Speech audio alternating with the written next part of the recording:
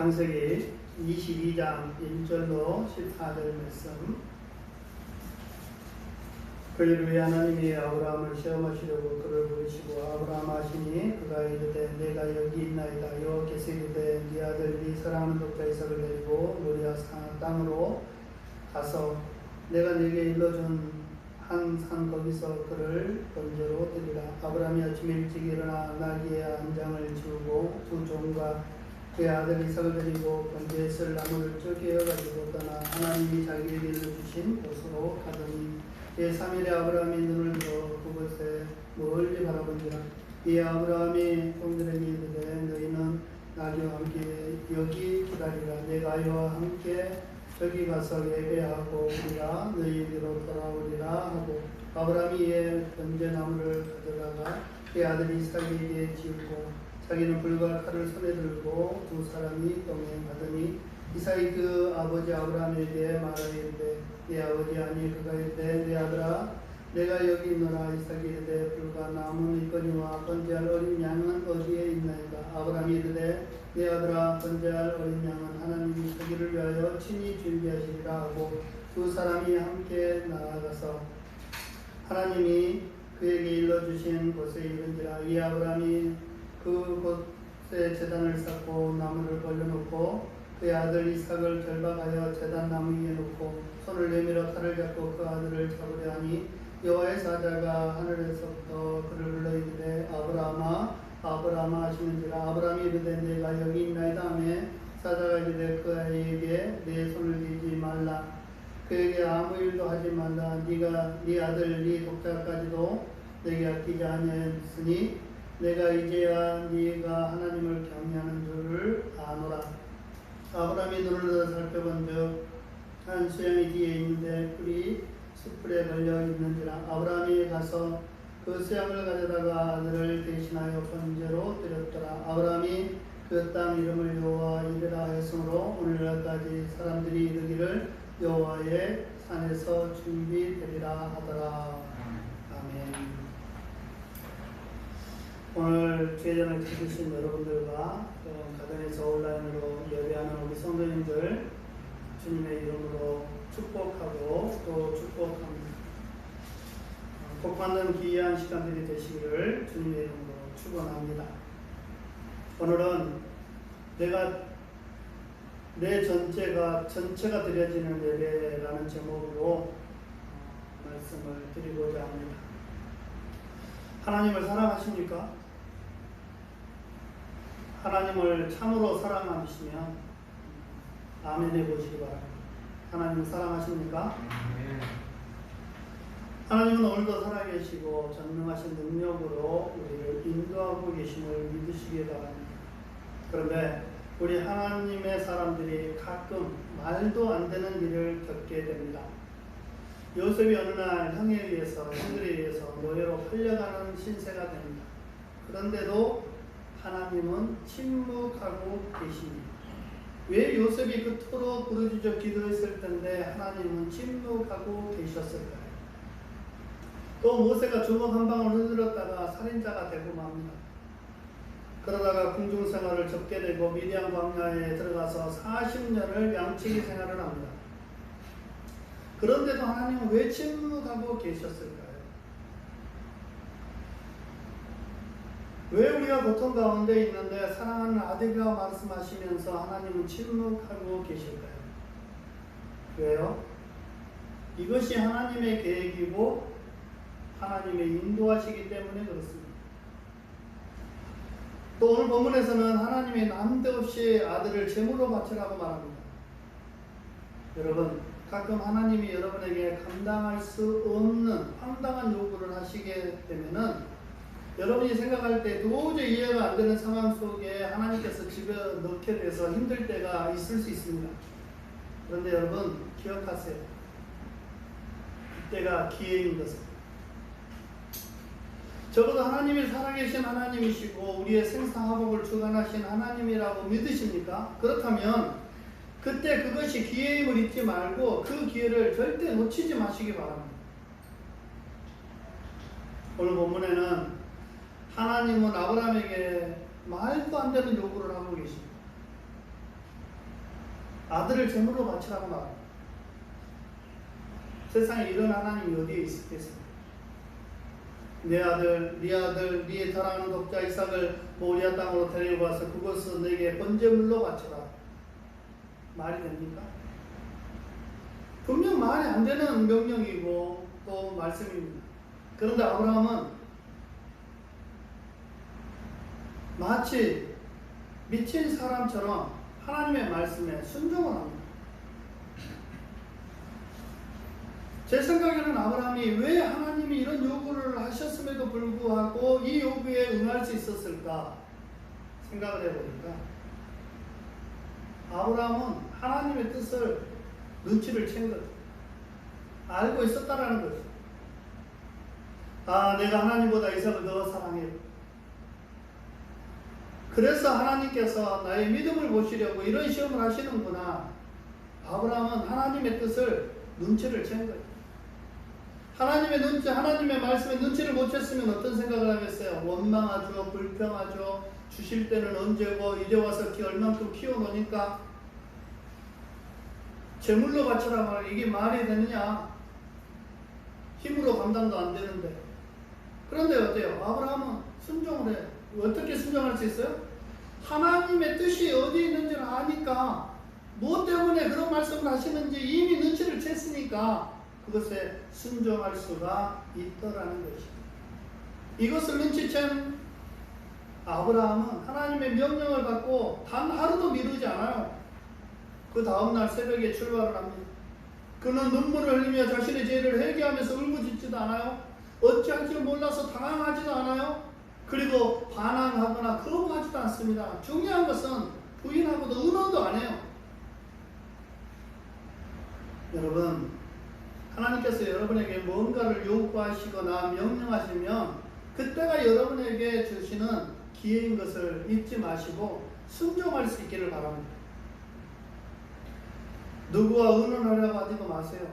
특히 부부 사이에 아내와 의논하거나 남편하고 의논하면은 절대로 하나님의 말씀에 순종 못합니다.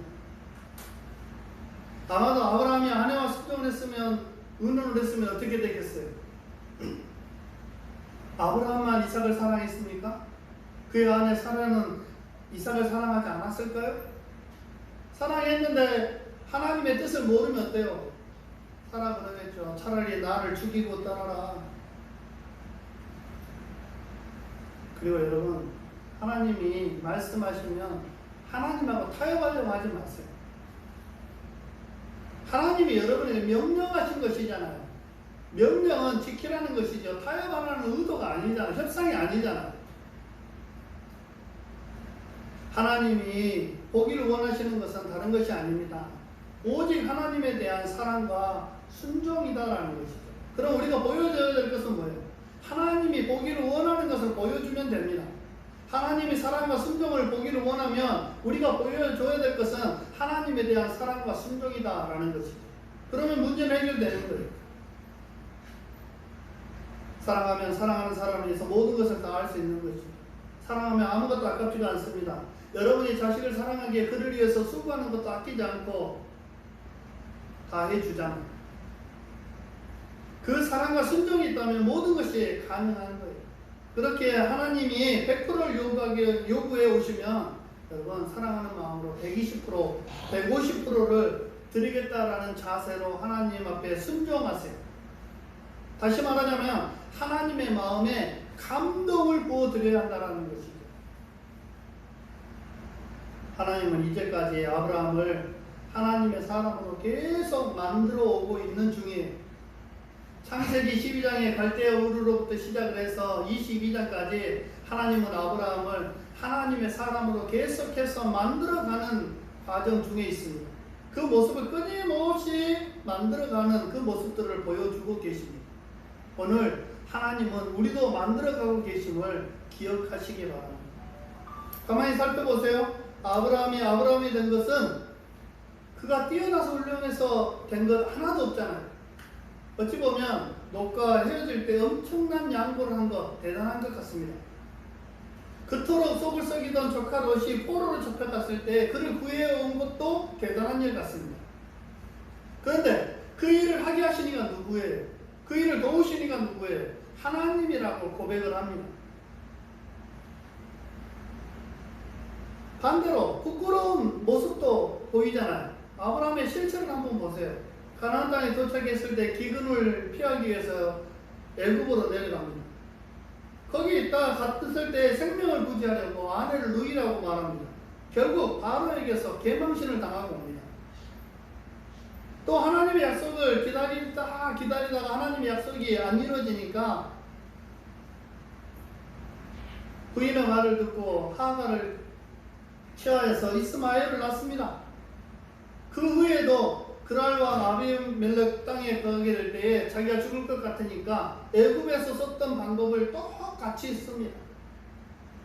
그게 아브라함의 모습이에요.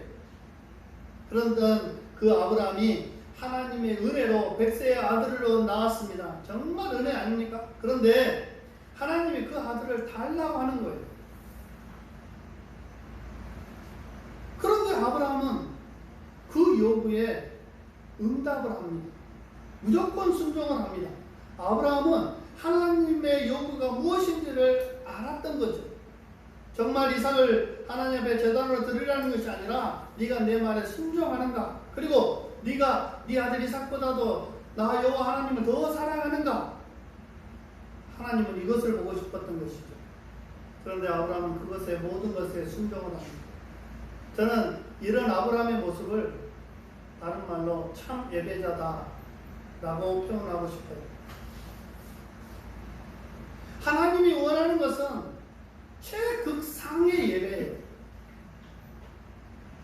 번제를 드린다는 것은 단을 쌓는다는 것이고 단을 쌓는다는 것은 예배를 드린다는 것이잖아요.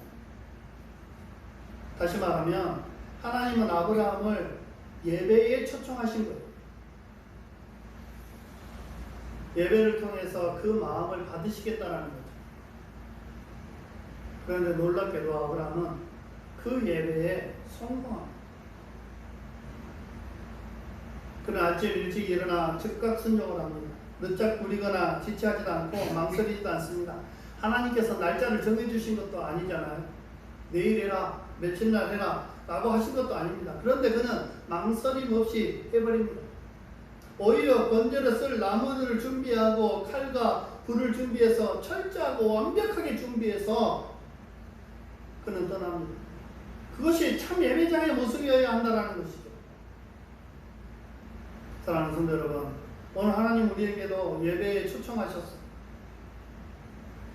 그런데 그 예배가 적당히 드려지는 예배가 아니라 온 마음과 정성을 다하는 예배, 즉 내 전체가 드려지는 예배. 아들을 달라는 것은 네 전체를 달라 이런 말씀이잖아요. 그렇다면 우리의 예배가 어떤 예배가 되어야 내 전체가 드려지는 예배가 될까요? 첫 번째로는 자원하는 예배가 되어야 한다. 하나님이 초청하실 때 그 예배에 자원함으로 참석해야 합니다. 예배가 뭡니까? 하나님과 성도와의 교제예요. 하나님과 우리가 만나는 것이 예배예요. 그런데 그 예배에 자원함이 없으면 그것은 비극이죠. 하나님이 만나자고 하시는데 억지로 나오거나 마음이 어째서 나온다면 어째 그 예배를 하나님께서 받으시겠냐라는 것이죠. 아브라함이 예배에 성공한 것은 아브라함의 자원함에 있다라는 것이죠. 구약 성도들은 예물을 자원함으로 드렸습니다. 예배는 즐거워야 한다는 거죠. 즐거워야 된다 해서 춤추고 노래하라는 얘기가 아니라 마음을, 하나님을 만나고자 하는 마음이 즐거워야 한다는 거죠. 자녀가 부모를 만날 때 즐거워야 해요. 그런데 즐겁지 못하면 뭐가 있는 거예요? 뭔가 잘못한 게 있는 거예요. 뭔가 잘못한 게 있으면 부모가 불러도 자녀는 오기 싫어요. 왜? 꾸중 들어야 되니까. 마찬가지로 우리가 하나님 앞에 나오는데 기쁜 마음으로 나오지 못해요. 이유가 뭘까요? 죄가 있어서 그래요. 죄가. 하나님 볼 면목이 없는 거죠. 자원함이 안 되는 거예요. 미리미리 준비가 안 되는 거예요. 헌금도 정성으로 미리 준비하고 드려야 되고, 말씀과 찬송도 미리미리 준비하고, 사모하는 마음으로, 준비된 마음으로, 기쁜 마음으로 예배를 드려야 한다라는 것이죠. 고린도후서 9장 7절에 보니까 각각 그 마음에 정한 대로 할 것이요 인색함으로나 억지로 하지 말지니 하나님은 즐겨내는 자를 사랑하시느니라 라고 말씀하고 있습니다. 자원하는 것을 기뻐 받으신다라는 것이죠. 아브라함의 예배를 잘 보세요. 아침에 일찍이 떠났습니다. 나무도 불도 다 준비했습니다. 그러니 그 마음에 자원함이 없이 어찌 그런 일들을 할 수 있겠냐라는 것이죠. 제발 하나님께 드려지는 예배가 온전한 예배가 되기를 주님의 이름으로 축복합니다. 두 번째로는 마음을 드리는 예배가 되어야 됩니다. 예배는 하나님께 나를 드리는 것. 그런데 나에게 하나님이 원하시는 것이 뭘까? 물질일까요? 시간일까요? 내 몸일까요? 그 무엇보다도 원하시는 것은 마음이에요. 마음이 있는 곳에 물질이 있어요. 마음이 있는 곳에 시간을 내요. 마음이 있는 곳에 몸이 가요. 결국 하나님이 우리에게 원하시는 것은 뭐냐면 하나님을 참으로 사랑하는 마음, 그것이 있을 때 우리는 예배에 성공하는 자들이 되는 거예요. 아브라함은 정말 참 예배가 드려지기를 원했습니다. 온전한 예배가 드려지기를 원했어요. 어찌 그것을 할 수 있느냐고 물으신다면 중요한 것은 뭐냐면 종을 데리고 가다가 종들을 산 아래 떼어놓고 올라가는 것을 볼 수 있어요. 왜 떼어놨을까요?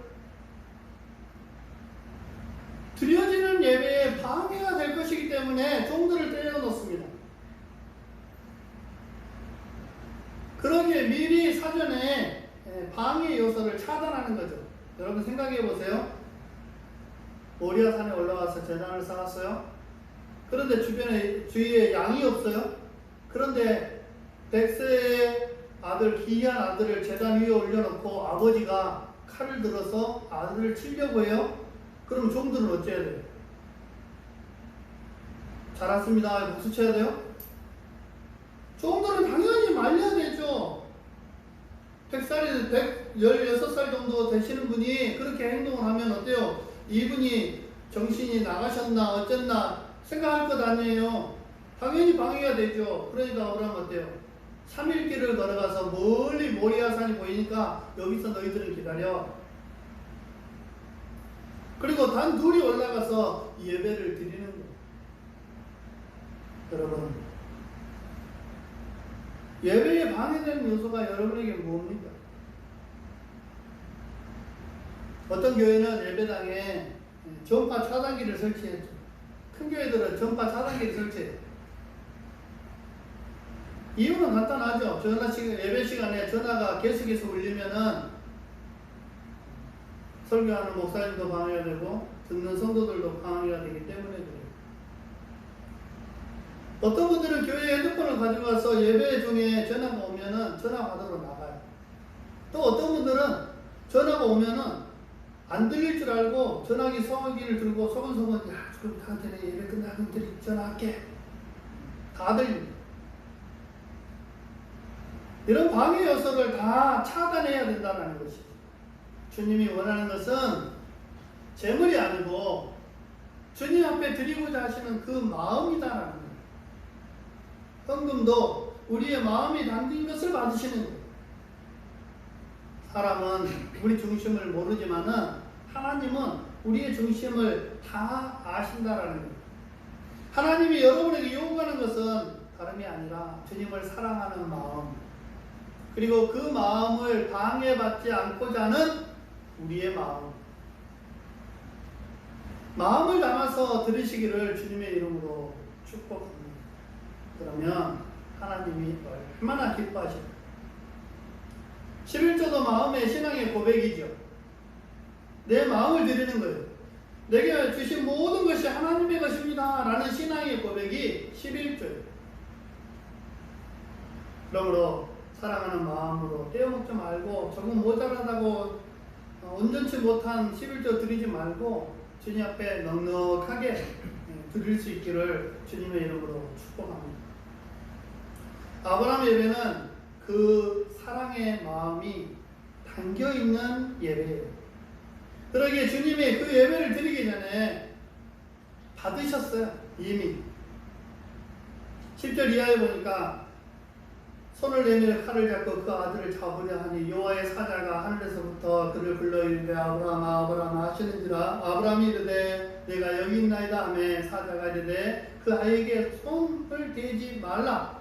그에게 아무 일도 하지 말라. 네가 네 아들 네 독자까지도 내게 아끼지 아니하였으니 내가 이제야 네가 하나님을 경외하는 줄을 아노라.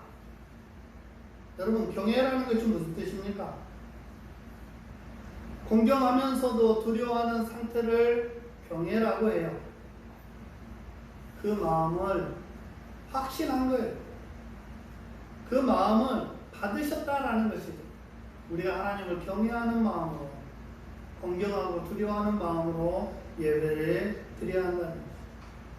세 번째로는 아버지의 마음을 알아야 됩니다. 아브라함은 예배에 성공을 했습니다. 그래서 엄청난 복을 누립니다. 오늘 우리도 아브라함처럼 성공하는 예배를 드리려면 뭐가 필요할까요?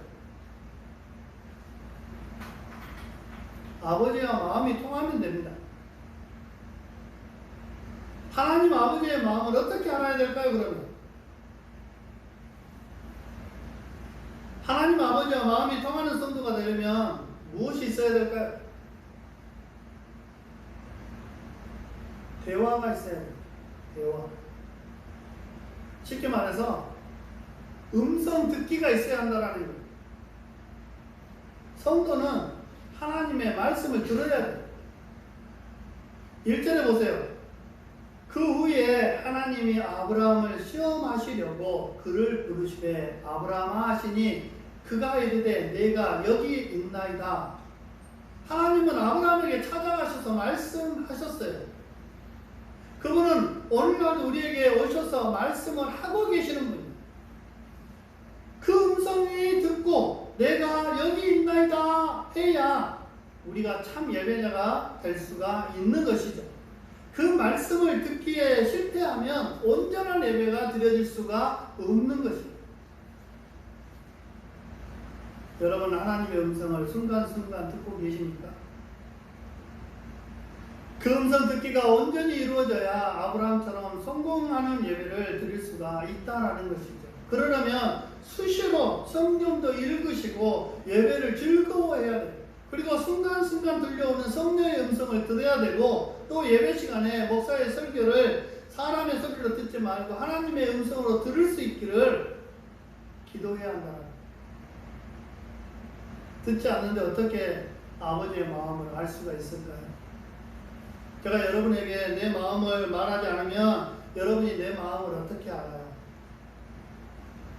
짐작하는 것이 다 내 마음이에요? 내 마음과 전혀 상관없을 수도 있지. 하나님과 대화하지 않으면, 하나님의 마음을 모르면, 하나님의 음성을 듣지 않으면 하나님과 전혀 상관없는 삶을 살아갈 수밖에 없는 거예요. 왜요? 하나님의 마음을 모르니까. 안 들리니까 뭐라 그래요? 착하게 살아. 착하게 살면 복이 온다. 맞는 말인가요? 착하게 산 사람들이 다 재벌됐나요? 하나님의 말씀을 듣고 하나님의 말씀을 따라 사는 것이 선하게 사는 거예요. 선하게 사는 거예요. 착하게 사는 것이 아니라 선하게 사는 삶을 살아야, 하나님의 음성을 듣는 삶을 살아야 복을 받는 거예요. 지금도 하나님은 우리에게 말씀하고 계시고 그 말씀을 들을 수 있기를 주님의 이름으로 축복합니다. 두 번째로는 순종이 있어야 돼요. 말씀을 들으려면 순종해야 돼요. 3절 4절을 보세요. 아브라함이 아침에 일찍 일어나 나귀 안장을 지우고 두 종과 그의 아들 이삭을 데리고 번제에 쓸 나무를 쪼개 가지고 떠나 하나님이 자기에게 일러주신 곳으로 가더니 제3일에 아브라함이 눈을 들어 그 먼 곳을 멀리 바라본지라. 우리가 하나님 앞에서 들어 쓰임을 받지 못하는 결정적인 이유 다름이 아니라 순종하지 않았습니다. 하나님의 말씀을 들었고 하나님의 뜻을 알았으면 그 말씀에 순종해야죠. 아브라함이 하나님의 말씀을 들었어요. 그런데 하나님의 말씀이 뭐예요? 사랑하는 독자 이삭을 제물로 바치래요. 순종이 되냐고.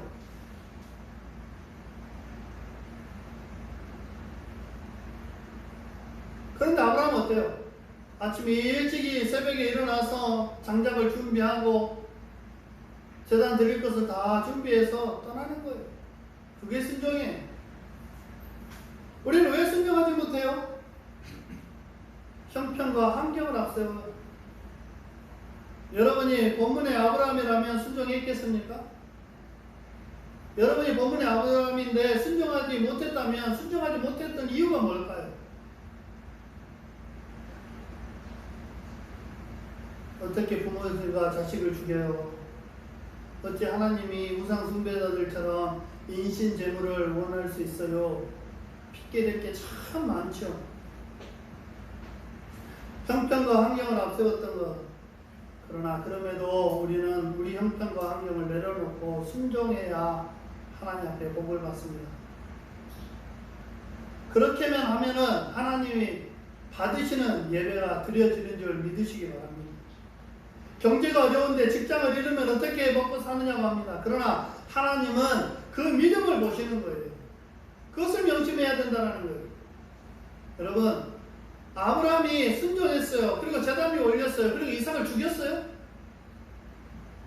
하나님도 그것을 원치 않으셨어요. 하나님이 보고자 하시는 것은 뭐였어요? 아브라함의 순종이고 아브라함이 이삭보다는 하나님을 더 사랑하는 마음을 보시고자 했던 거예요. 하나님은 그것을 원하셨던 거예요. 그런데 아브라함은 그것까지 성공을 합니다. 그러니 하나님께서 아브라함에게 복을 주시지 못할 이유가 없는 거죠. 그런데 우리의 입장에서 보면은 하나님은 어때요? 부당한 하나님. 왜요? 사랑하는 자식을 주라 했으니까. 하나님의 뜻은 다른 데 있는데 우리가 보고 우리가 아는 것은 뭐예요? 독자 이삭을 주라는 거죠. 제물로 바치라는 거죠. 우리가 알고 우리가 이해하는 것이 전부가 아니라는 것이죠. 하나님은 더 깊은 생각, 더 깊은 순종, 더 깊은 언약의 말씀을 생각하고 그것을 원하고 계신다는 거예요. 그게 뭐예요? 믿음과 순종이죠. 세 번째로는 나 자신을 내려놔야 됩니다. 왜 하나님이 요구하는 것에 불순종할까요? 형편, 환경, 중요한 요인이죠. 그런데 더 중요한 것은 왜 순종하지 못하냐면은 결국은 불신앙입니다. 더 나아가서 내가 아직 십자가에 죽지 않았기 때문이다라는 것이죠. 그리고 하나님이 책임져 주신다는 믿음이 없기 때문에 순종할 수가 없는 거죠. 결국 생명이 내 것이다 생각합니다. 아브라함은 어떻게 아들을 데리고 모리아산으로 갈 수 있었을까요? 그리고 어떻게 제단에 올려놓고 칼을 쳐들 수 있었을까요? 그것은 생명의 주가 하나님인 것을 믿었기 때문이고 그리고 내 생각을 자신의 생각을 내려놨기 때문이다라는 거예요. 일종의 하나님 앞에 맡김이에요. 여러분, 우리 하나님 앞에 얼마나 맡기고 사십니까? 하나님 앞에 맡기는 것이 뭡니까? 고작 맡기는 것이 우리가 병에 들지 않게 해달라는 것, 부자가 되게 해달라는 그거 마음만 맡기고 있지 않습니까? 우리의 삶에 무엇 하나를 하나님 앞에 맡기고 삽니까? 하나님이 나를 들어 쓰시는데 가장 큰 장애물이 되는 것이 환경이 아닙니까? 형편 아닙니까? 그런데 그 환경과 형편은 누구에게서 온 거예요? 나 자신에게서 온 거예요. 결국 내 생각, 내 욕심, 이것을 하나님 앞에 내려놔야 한다라는 거죠. 자신은 똑똑한 것 같아요. 이삭이 있어야 대를 이을 것 아닙니까? 하나님께서 약속하신 대를 잇고 자손 만대까지 복을 받게 하려면 이삭이 있어야 될 것 아닙니까? 그런데 어떻게 이삭을 제단에 올려놓으라고 하십니까? 얼마나 정확한 핑계입니까? 그런데 아브라함은 그런 생각을 가지고 있는 자신을 내려놓은 거예요. 주신이도, 이삭을 주신이도 하나님이시고, 이삭이 아니면 또 다른 자식을 주실 이도 하나님이시다라는 거죠. 자기 부인. 이것이 나를 내려놓는 것이죠. 날마다 자기 십자가를 지는 거예요. 내가 아니면 안 될 것 같죠? 아니요. 하나님은 얼마든지 하실 수 있는 분이에요. 날마다 자기와의 싸움에서 승리해야 한다는 거예요. 그런데 어렵습니다. 그러니 순종이 어렵고, 그러니 순종하지 못하니까 뭐가 없는 거예요? 기적이 없는 거예요. 여러분, 여러분이 내려놓지 못하는 그 마지막이 뭘까요? 여러분이 가장 사랑하는 것, 여러분이 여러분의 생명보다 더 아끼는 것이 있습니다. 아브라함은 그것이 이삭이었어요. 그런데 그는 아들을 내려놨어요. 그것은 곧 자신을 내려놓은 것과 같아요. 그러니 믿음의 조상이 될 수 있었던 것이죠. 그러니 하나님이 복을 안 주실 수가 없는 것이죠. 여러분은 다 내려놓을 수 있는데 그거 하나만큼은 내려놓을 수 없다. 그게 뭡니까? 어떤 분은 자존심, 어떤 분은 명예, 어떤 분은 권력, 어떤 분은 가정, 어떤 분은 자녀, 어떤 분은 재산. 그것은 주님은 그 시간, 그것을 우리에게 요구하고 계십니다. 성도 여러분, 깊이 생각해 보세요. 왜 하나님은 아브라함에게 아들을 요구하셨을까?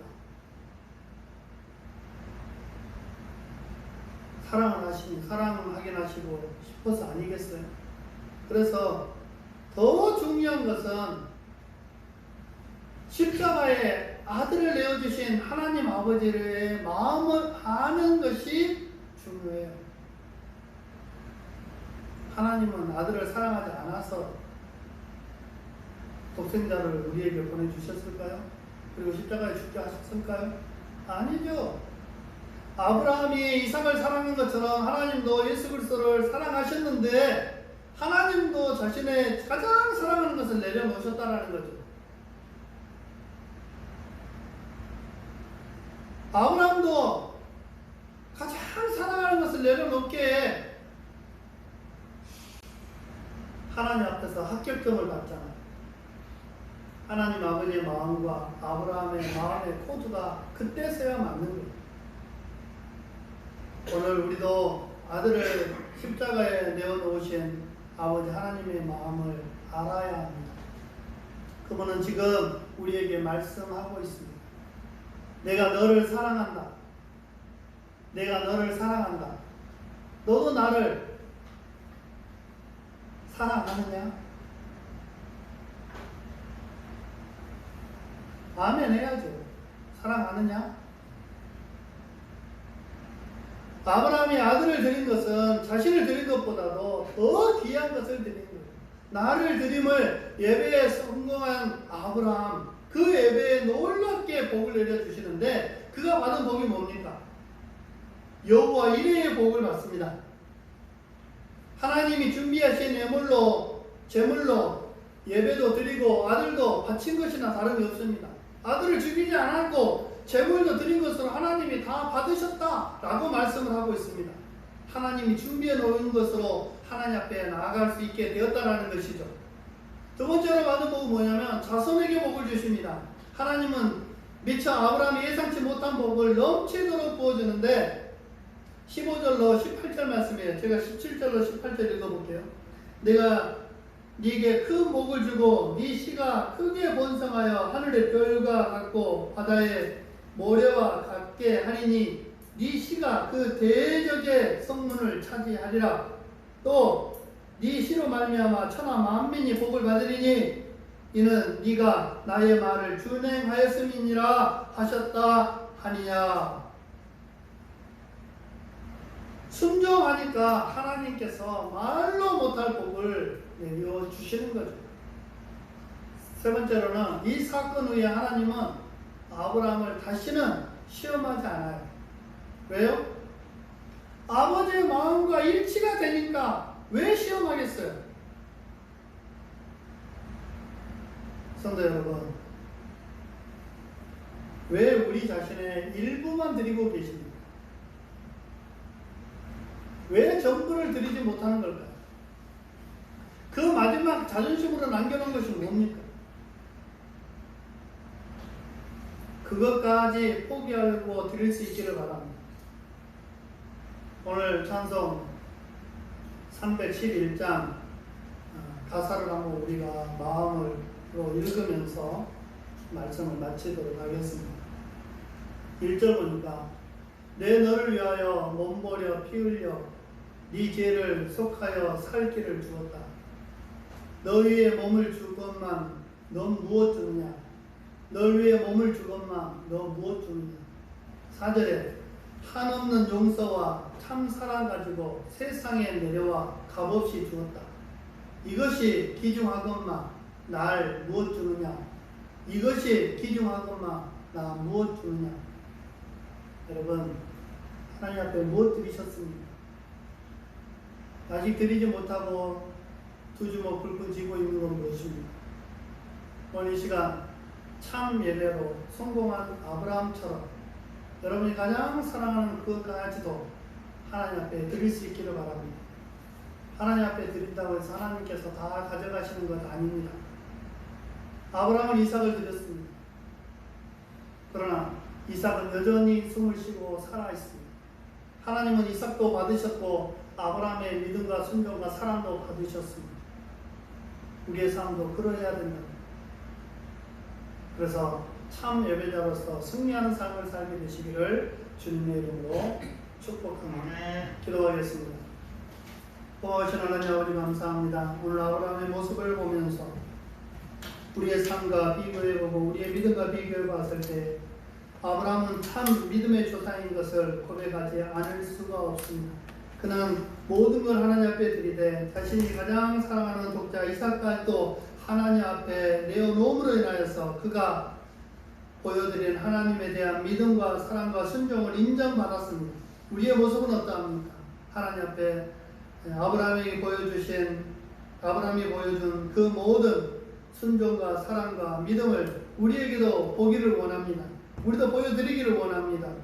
우리가 내어놓지 못하고 드리지 못하고 있는 그 하나를 내어놓음으로 인하여서 하나님 앞에 인정받는 삶을 살게 하여 주시옵시고 하나님이 인정하시는 예배를 드릴 수 있는 귀한 삶이 되어줄 수 있도록 역사하여 주시옵소서. 이제는 우리 주 예수 그리스도의 은혜와 하나님의 사랑하심과 성령의 교통하심이 주님 앞에 순종하고 믿음과 사랑으로 인정받기를 소망하는 우리 금빛교회의 모든 성도들 머리 위에 이제로부터 영원토록 함께 있을지어다. 아멘.